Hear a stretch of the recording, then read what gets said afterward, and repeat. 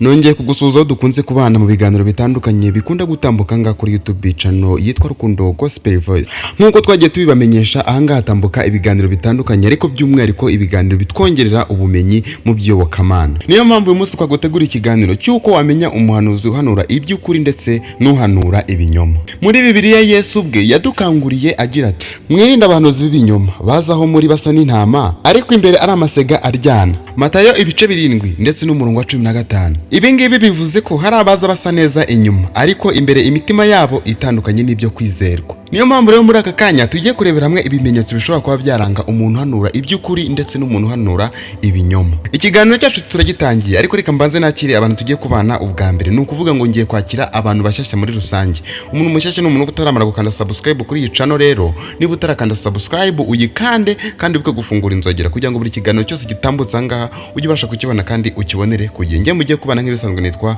Rukundo.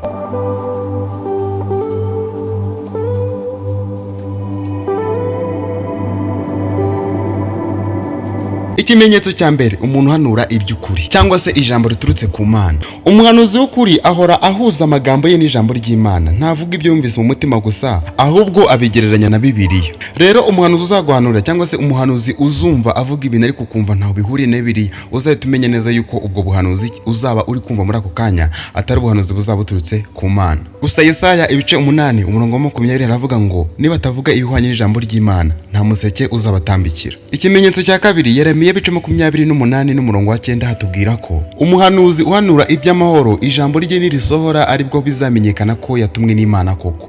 Umuhanuzi w'ukuri yo ahanuye icyo yavuze gisozwa nk'uko yabivuze. Naho umuhanuzi w'ibinyoma ashobora guhanura ibintu ntibibe cyangwa se byaba bigafata isura itandukanye nuko yavuze cyangwa se n'ishusho yari bivuzemo. Ikimenyetso cya gatatu, intego y'umutima. Umuhanuzi w'ukuri ntabwo aba ashaka icyubahiro cyangwa se amafaranga, ahubwo abagamije kugeza abantu ku Mana. Ikindi kandi aba afite intego yo kubakangurira gukiranuka ndetse no gusaba imbabazi. Naho umuhanuzi w'ibinyoma intego ye nyamukuru ni inyungu ze bwite, gucunga abandi cyangwa se gushaka gukundwa n'abantu. Ikimenyetso cya kane, imbuto z'ubuzima. Yesu yaravuze ati muzabamenyera ku mbuto zabo, Matayo ibice 7 ndetse n'umurongo wa 20.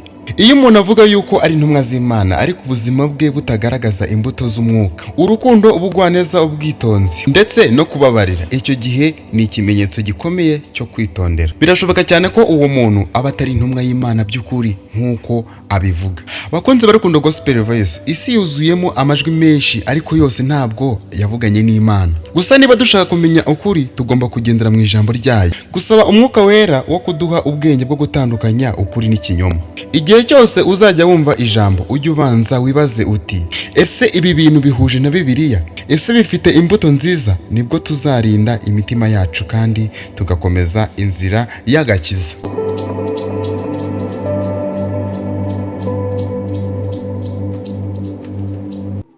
Wakoze kudutega amatwi. Niba iyi nyigisho yakugiriye akamaro yisangize abandi, usubize muri komenti icyo wumvisemo cyangwa se icyo wakuyemo, kandi ntucikwe n'ibiganiro bitandukanye cyangwa se ibindi biganiro byinshi cyane kuri Rukundo Gospel Voice. Imana ibahe umugisha, ndabakunda cyane. Bye.